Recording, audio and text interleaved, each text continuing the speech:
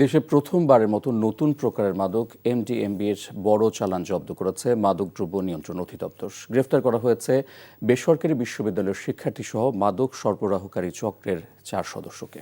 সকালে সেগুনবাগিচায় ডিএনসির প্রধান কার্যালয়ে প্রেস ব্রিফিংয়ে এ তথ্য জানান সংস্থাটির মহাপরিচালক হাসান মারুফ। বলেন, এমডিএমবি মালয়েশিয়া থেকে সংগ্রহ করে দেশে সরবরাহ করত চক্রটি, আর সামাজিক মাধ্যমে সিক্রেট গ্রুপে চলত বিক্রি। মহাপরিচালক বলেন, ভ্যাব বা ই সিগারেটের মধ্যে গোপনে এই মাদক ক্রেতার কাছে পৌঁছে দেওয়া হতো। এমডিএমবি ব্যবহারে ভয়াবহ ক্ষতিকর দিক নিয়েও আতকে ওঠার তথ্য দেন তিনি।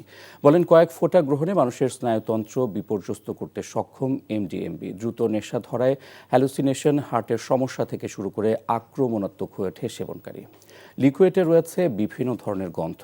ভয়ঙ্কর এই এমডিএমবিকে সিনথেটিক ড্রাগ বলছেন ডিএনসির এই কর্মকর্তা।